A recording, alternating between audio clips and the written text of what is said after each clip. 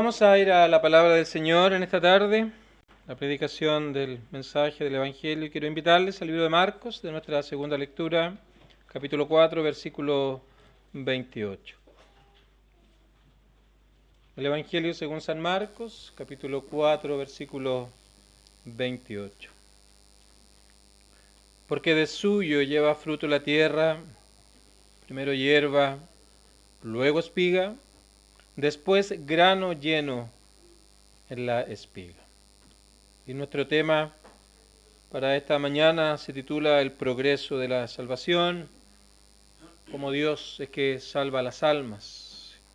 Y creo que es importante que consideremos lo que la palabra del Señor tiene que decirnos, porque si hemos de estar a cuentas con Dios, ha de ser bajo la manera en que Dios salva las almas. El hombre una y otra vez busca caminos alternativos, maneras propias para estar a cuentas con Dios. Algunos lo buscarán en la religiosidad, algunos irán por el lado del moralismo, otros irán por la autojusticia o por las ceremonias, pero no son más que intentos vacíos, porque Dios ha dejado establecido la manera, la forma por medio del cual el hombre puede hallar salvación. Y lo que tenemos aquí es una parábola, de hecho es un conjunto de parábolas que encontramos en este capítulo 4 de Marcos. Parábola es una historia terrenal, ya lo hemos mencionado tantas veces, pero que conlleva una enseñanza espiritual. Es como un paralelo que se pusiera en un lado, algo cotidiano, algo que tal vez es conocido por la mayoría de las personas, y que luego ahora, por inspiración divina, se nos muestra cuál es el significado que Cristo, en un sentido espiritual, quiere mostrarnos. Así que por medio de imágenes cotidianas podemos obtener tremendas y maravillosas enseñanzas espirituales para el beneficio de nuestra alma. Y esta parábola en particular ocupa muy pocos versículos. A partir del versículo 26 se conoce como la parábola del crecimiento de la semilla. Tiene una hermosa enseñanza porque muestra cómo es que la gracia de Dios actúa en el alma de una persona y cómo es traído entonces de esa condición caída a estar a cuentas con Dios, ahora a ser parte del pueblo del Señor. Pero esto va de la mano, va conectado con el capítulo 4, el inicio, cuando tenemos allí la parábola del sembrador, donde se nos presenta que una semilla que fue lanzada cayó en 4 tipos de terrenos. Y se nos da también la interpretación. Y de hecho esta parábola es clave para poder entender todas las otras parábolas. De hecho el versículo 13, si lo pueden leer, dice: ¿no sabéis esta parábola? Cuando los discípulos le pidieron que la interpretara, y ellos dijeron, y Jesús dijo: ¿cómo pues? Entonces entenderéis todas las parábolas. Así que es conocida como una parábola bisagra que nos abre la puerta para un entendimiento verdadero acerca de las demás parábolas. Y lo que tenemos aquí en primer lugar, que una parte de la semilla cayó al lado del camino, lo que está en el versículo número 4, que se interpreta en el versículo número 15.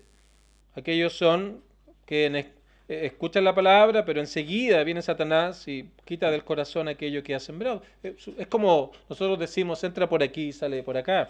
No hay mayor profundidad en aquel entendimiento.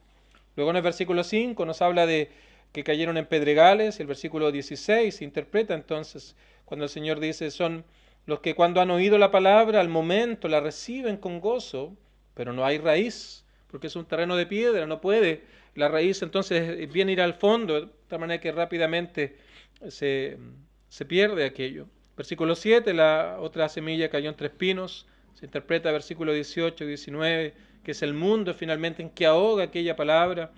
Pero hay una parte de esta semilla que cayó en buena tierra, y el versículo 20 la presenta entonces: son los que oyen la palabra, son los que reciben la palabra y que producto de aquello dan fruto a 30, 60 y a 100 por uno. Por ende, ahora la parábola a la cual vamos a hacer referencia a partir del versículo 26, debemos leerla en el contexto de la parábola del sembrador. Es complementaria a la parábola del sembrador y que precisamente nos permite completar la historia del crecimiento ahora. Se siembra por un lado, pero aquí se nos habla del crecimiento de esta semilla que en el versículo 20 se nos dice que cayó en buena tierra.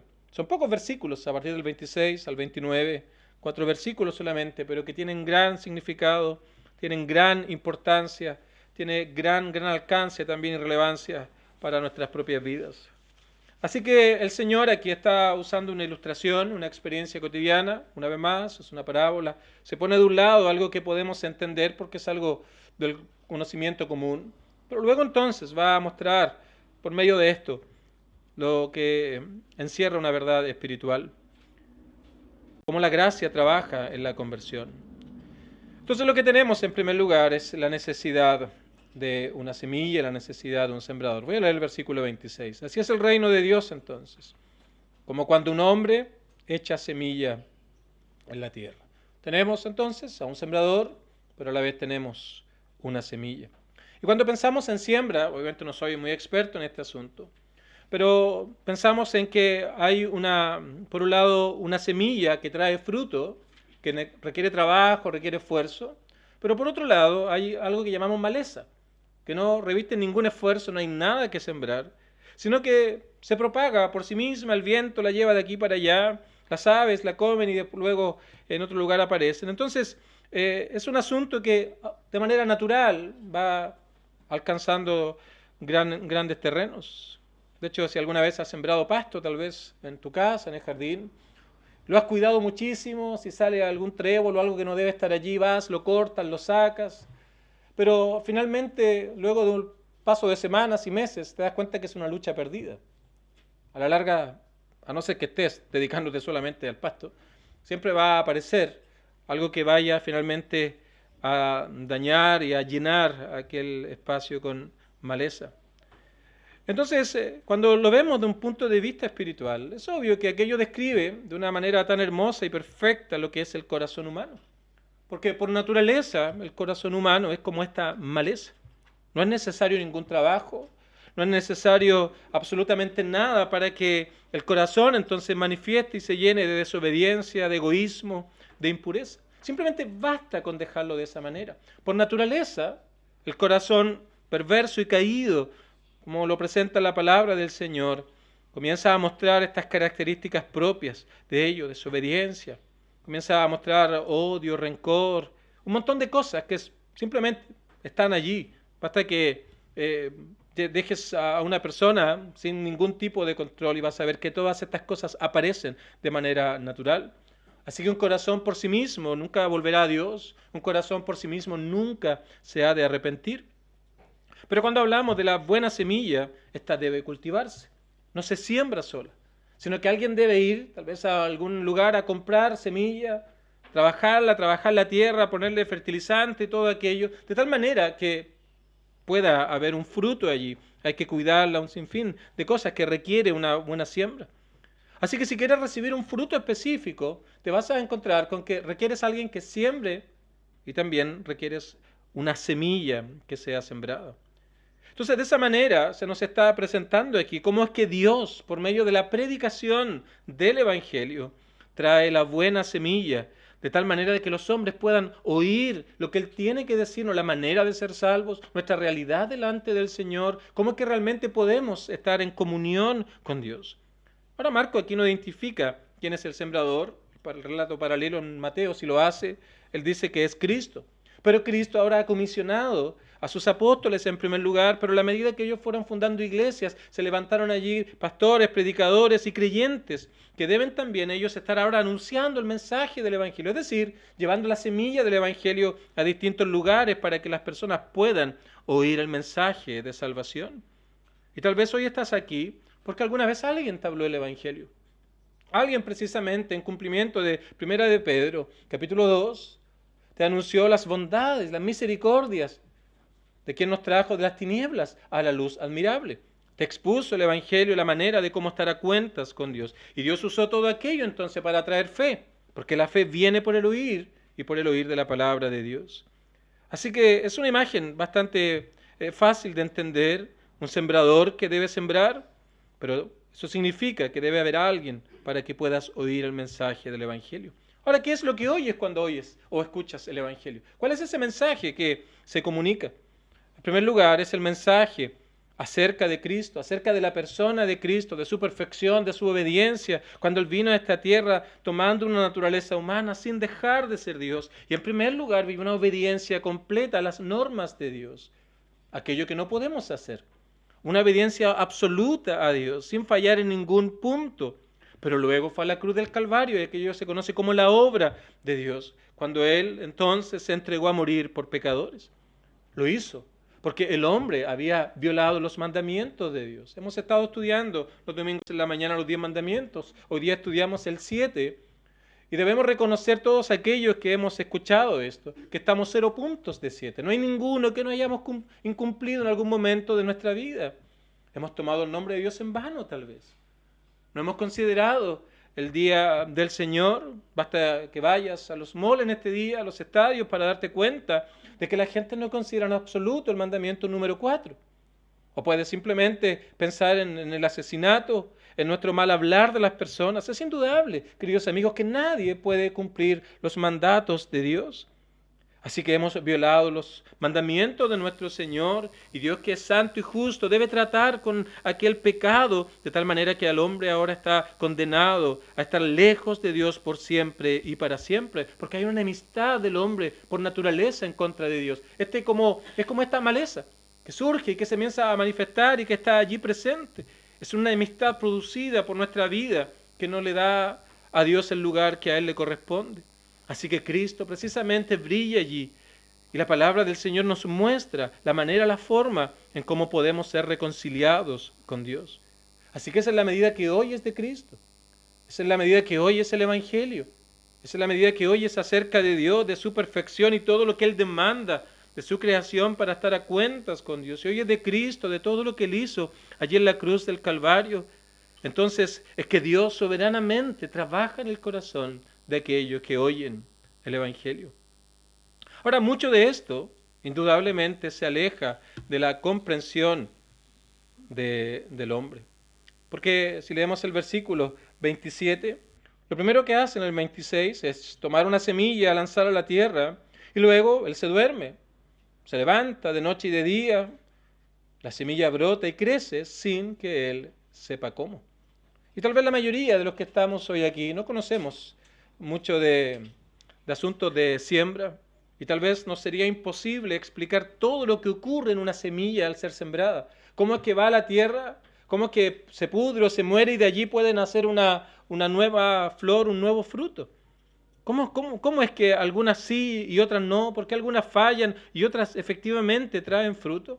Tal vez no somos capaces de poder explicarlo de una manera plena, completa. Tal vez algún científico podrá describirnos los químicos y todo aquello que ocurre. Pero un agricultor promedio seguramente simplemente sabe que él lanzó una semilla, sembró esto en la tierra, la cuida, pero luego simplemente ve cómo esta semilla comienza a germinar, comienza a venir, brota y se desarrolla, pero no puede explicarlo realmente cómo ocurre. Simplemente sabe que él plantó algo y que ahora va a ver el fruto. Y asimismo también, queridos amigos, ahora la obra de gracia salvadora de Dios en la vida de alguien es difícil de explicar. Podemos saber ciertas cosas, como Dios obra o lo que Él hace, pero, insisto, ¿en qué momento fue? Yo creo que nadie de los que está hoy aquí puede tener una certeza plena. En este momento, en este segundo, en este minuto específico, fue el momento cuando el Señor me dio vida espiritual. ¿O por qué en unos sí y en otros no? ¿Cuántas personas? Incluyendo algunos que están hoy aquí, damos gracias al Señor por la obra de conversión en ellos, pero tal vez ese mismo día habían personas escuchando el Evangelio, pero que no hicieron caso al llamado de Dios. Y nos preguntamos, ¿por qué algunos sí? ¿Por qué algunos no? Y todo eso es un misterio. Algunos lo rechazan, para algunos esto es completamente sin importancia, pero para otros resulta en salvación. Escuchábamos los testimonios de algunas personas tiempo atrás en nuestra iglesia de cómo el Señor los ha traído a Él. Para algunos tal vez significó un cambio de trabajo, buscar una iglesia, o alguien los invitó allí en el trabajo. Para otros tal vez un hijo vino a la fe, conoció el Evangelio, su vida fue transformada y comenzó a preguntarse, ¿qué está pasando? ¿Por qué ha cambiado tanto mi hijo? Voy a ir a ver, puede estar en una secta, algo peligroso allí, y viene y el Señor la captura. Por medio del Evangelio, la palabra del Señor obra en su vida y viene a conversión. Son misterios que muchas veces no podemos explicar. ¿Cómo es que Dios trabaja en el corazón de aquellos que oyen el Evangelio? Pero lo que sí vemos es esa obra que el Señor realiza. ¿Cuál es esa obra? Dios trae un nuevo corazón. Dios trae nuevos deseos. nuevos anhelos por buscar a Dios. Y eso es entonces lo que conocemos como traer vida espiritual. Piensa en alguien que está embarazada. Tenemos muchas hermanas embarazadas aquí. Luego de un par de semanas algo ocurre en su cuerpo y producto de alguna circunstancia, entonces requieren ir a hacerse un examen para confirmar si hay un embarazo. Así también es como la gracia del Señor trabaja. No sabemos cuándo es, pero sabemos que allí hay una vida. Así que el Señor, por medio del Evangelio, entonces planta esa semilla de vida en aquellos que oyen. Porque el hombre natural no puede entender estas cosas. No entiende quién es Dios, no entiende la misericordia de Dios. Como predicábamos la semana pasada, todo esto es algo desconocido. Son caminos, son sendas que no conocen, no hay comunión con Dios más allá de un mero entendimiento intelectual. Lo espiritual es locura, algo absurdo. No quiere conocer la Biblia porque no tiene deseo de hacerlo, no hay deseo de orar, no entiende nada acerca de la redención. Entonces, ¿qué es lo que hace Dios? Por medio de la predicación del Evangelio. Él planta la semilla y comienza aquella obra para guiarnos a la salvación. ¿Cómo lo hace? Por medio de la palabra del Señor. No son las propias ideas del predicador, no son las buenas intenciones, sino es una obra de Dios que en primer lugar viene por medio de la predicación del Evangelio, que nos muestra la verdad, nos muestra el camino para estar a cuentas con Dios, nos muestra la manera en cómo podemos hallar perdón de nuestros pecados. Pero luego de ese llamado externo que es hecho por el predicador, el Espíritu Santo entonces hace un llamado interno en el corazón de las personas, iluminando nuestras vidas, mostrándonos lo que realmente hay en nuestro corazón, mostrando la necesidad que tenemos de un Salvador. Y entonces esta vida, tal como en un embarazo, comienza a manifestarse de una u otra manera. Así que también así es la conversión, y se presenta aquí en esta parábola. Es algo que se manifiesta de manera gradual, versículo 28. Tenemos en primer lugar, verso 26, el hombre siembra una semilla. En segundo lugar, no sabe cómo crece. Pero el versículo 28 se nos presenta aquí esta progresión, este crecimiento gradual, porque de suyo lleva fruto la tierra. Primero hierba, luego espiga, después grano lleno en la espiga. El fruto de aquella semilla no aparece tan pronto como tú la pones en la tierra. Hay un proceso químico que se debe dar allí, algo debe ocurrir para que luego veamos fruto. Debes trabajarla, hay que regarla, darle cuidado en las heladas, un montón de cuidados extras que se deben proveer. Y una vez más se nos ilustra aquí la gracia de Dios obrando en el corazón, trabajando de una manera progresiva, trayendo un despertar a estas realidades que antes no considerábamos, trayendo un despertar a estos asuntos que antes no considerábamos. ¿Qué es ese despertar? De estar muertos espiritualmente en nuestro pecado. El Señor imparte vida en primer lugar y comienza a haber un despertar. ¿Qué es ese despertar? No es más que ese proceso espiritual interno de ver la realidad de nuestra condición delante del Señor. Antes éramos ciegos a estas cosas, como predicábamos la semana pasada. Pero el Señor a un ciego le da vista espiritual para que comprendan cuál es su realidad de esa condición. Así que es ese proceso que el Señor hace en el corazón para que veamos esa realidad que vemos allí. Comienza a haber un deseo de conocer más de Dios. Es como un despertador en la mañana. Estás en ese periodo de inconsciencia, de dormir, y a lo lejos empieza a sonar un despertador que simplemente quieres apagarlo, como que estuviera lejos. Y con el paso de los segundos ese sonido comienza a crecer, a crecer, a crecer, hasta que finalmente ahora puedes volver a la realidad consciente al haber despertado. Así que ese es el despertar. Comenzamos a ser conscientes de nuestra realidad espiritual. Comienza a haber un deseo por conocer a Dios. Vas entendiendo ahora el significado de la obra de Cristo, ya no como un mero ejemplo moral o el Dios de nuestros padres, sino hay un deseo personal. La indiferencia da paso ahora a un interés creciente. Ahora descubrimos que como pecadores estamos lejos de Él y que no hay absolutamente nada que yo pueda hacer para poder estar en comunión con Él y tener paz con Dios. El Señor comienza entonces a traer anhelos santos ahora para cambiar nuestra manera de vivir, porque comienza a haber un entendimiento del pecado, cuánto ofende esto al Señor. Aquellas cosas que antes disfrutábamos ya no tienen el mismo placer para nosotros, como que queremos apartarnos de estas cosas. Ya no hay estos deseos de hacer los mismos actos que se realizaban constantemente. Ya no disfrutamos todas esas cosas que ofenden al Señor. Pero también todo esto trae la necesidad del perdón por nuestros pecados. Todo eso es el despertar, ese deseo de obtener respuesta a nuestras inquietudes y dudas que van surgiendo. Y allí entonces está el sembrador para ir contestando por medio de la palabra del Señor las dudas que han de surgir. Y luego entonces el Señor lo que trae es la convicción de nuestro pecado. El despertar es ese proceso que nos lleva a ver nuestra realidad delante del Señor. Pero la convicción es ese proceso ahora que nos lleva a ver desde la perspectiva correcta que quienes somos delante de Dios. Vemos el pecado, vemos las consecuencias de ese pecado. Somos condenados por ese pecado y el destino eterno de nuestras almas, que es el infierno eterno.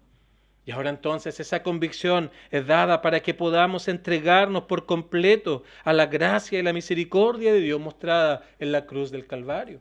De hecho, de eso hace eco Romanos capítulo 5, cuando expresa el apóstol Pablo: mas Dios muestra su amor para con nosotros, en que siendo pecadores Cristo murió por nosotros.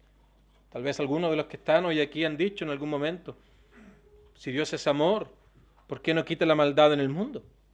Si Dios es amor, ¿por qué sufren estas personas? Pero cuando el Señor trae convicción, nos muestra que si Dios mostrara su amor de esa manera, quitando el sufrimiento, nos damos cuenta que nadie quedaría con vida en esta tierra, porque todos hemos causado sufrimiento en algún momento. Así que esa convicción nos muestra que la única manera de poder ser perdonados, de ser libertados de aquella condenación y de tener cielo para nosotros ahora, no es más que por medio de la obra que Cristo hizo un día en la cruz del Calvario. Así que esa convicción ahora que viene nos guía al arrepentimiento. Vemos nuestro pecado, cuánto ofende al Señor, así que nos arrepentimos de nuestros pecados. Hay un dolor por aquella vida que llevamos. Hay un cierto sentido de vergüenza por aquellas cosas que hemos hecho, ya no tan solo en contra de personas, sino principalmente en contra de Dios. Y aquello nos lleva a la confesión: Señor, esto es lo que ha sido mi vida. Estas son las cosas que han dominado mi existencia. Aquí está mi falta de perdón, aquí está mi orgullo, aquí está mi mentira, aquí está mi indiferencia, aquí está mi rebeldía a ti. Aquí está mi deseo, Señor, de seguir mis propios caminos y no, Dios mío, considerarte ninguno de ellos. Señor, no ha habido temor delante de ti. Todo lo he pensado de acuerdo a mi propio placer. Y en la medida que te arrepientes de tus pecados ahora, entonces confías en que Cristo, por medio de su obra en la cruz del Calvario, pagó por todos y cada uno de ellos. Y que tan solo por medio de aquello que el Señor hizo es que tú puedes tener comunión con Dios. Creer en Cristo es creer en su persona, es creer en su obra y en la suficiencia de lo que Él hizo en la cruz del Calvario en favor de pecadores. ¿Qué ocurre luego? En primer lugar, entonces, la semilla del Evangelio es sembrada. Comienza a haber un despertar acerca de esta realidad que antes desconocías. El Señor trae una convicción para que comprendas que tú realmente eres pecador y que estás condenado y que estás castigado eternamente en el infierno eterno. Luego, debes arrepentirte por tus pecados y confiar en Cristo. Y la Biblia dice que en ese momento entonces eres justificado. Eres declarado justo delante del Señor. Te arrepientes, confías en Cristo y el Señor entonces te declara justo. Es una declaración legal. Y todo esto basado en los méritos y en la justicia de Cristo que te es imputada cuando tú te arrepientes y crees en Él. Y allí entonces comienzas a disfrutar de esa paz verdadera que viene producto de estar en comunión con Dios. Y ahora la persona comienza a evidenciar la nueva vida de manera externa. Permíteme volver una vez más a la ilustración del nuevo nacimiento. Nos presenta esto de manera tan clara. Cuando se une el hombre, el esposo a su esposa, y allí nace se va a nacer un bebé, entonces nadie sabe el momento, cuando ocurrió, pero luego entonces comienza a haber un despertar a estas cosas. El cuerpo comienza a cambiar. Comienza a funcionar para prepararse para que esto sea una realidad, pero luego es convencido cuando vas al doctor, te hacen una ecografía y te dice: usted está embarazada. Hay certeza, hay seguridad de esta realidad. Y luego entonces vemos cuando nace el bebé, allí están las evidencias claras de esa nueva vida. Así también nosotros lo vemos cuando nos arrepentimos, el Señor nos justifica. Entonces es señal de lo que dice el versículo número 29, el fruto está maduro, enseguida se mete la hoz porque la siega ha llegado. El Señor va enseñándote cada día a vivir la vida cristiana. Comienzas a mostrar evidencia de esta nueva vida que has hallado en Él. Hay paz, hay esperanza, nuevamente, nuevos anhelos. Hay nueva manera de entender la vida, nuevos propósitos en esta vida. Pero el versículo 29 también nos lleva a considerar la seguridad que aquel que ha creído en Cristo tiene para toda su vida. Porque el grano está maduro, ha pasado por todas las etapas de crecimiento, ha pasado por periodos de sol, por periodos de lluvia, por periodos de frío. Y todo esto entonces llega al punto en que está lista, viene la hoz, o vienen las máquinas, o todo aquello que se ocupa para cosechar todo esto. Y Dios también, una vez más, nos ilustra con esto, que cuando Él comienza una obra, Él la ha de terminar.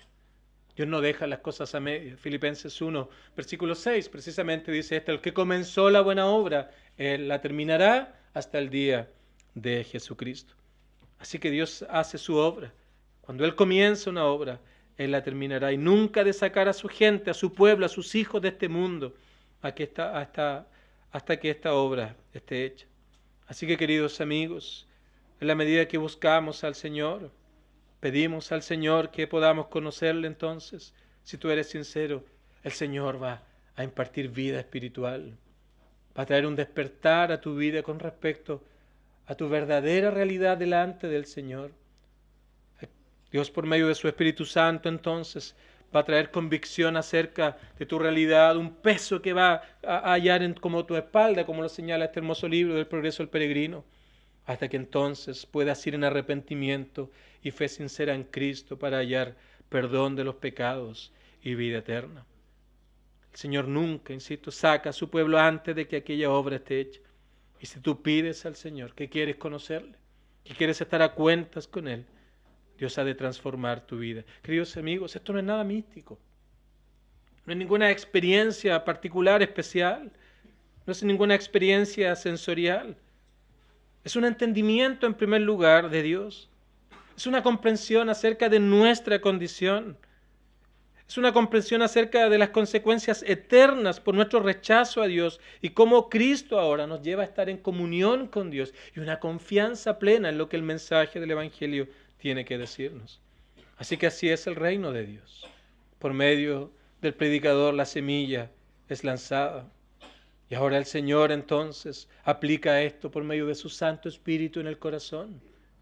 Si tú le dices al Señor: Dios mío, obra en mi vida, trae esta semilla, dame nuevos anhelos, dame un nuevo corazón, y vienes en arrepentimiento, confesando tu pecado, la Biblia dice que el que Él viene, Él no le echa fuera.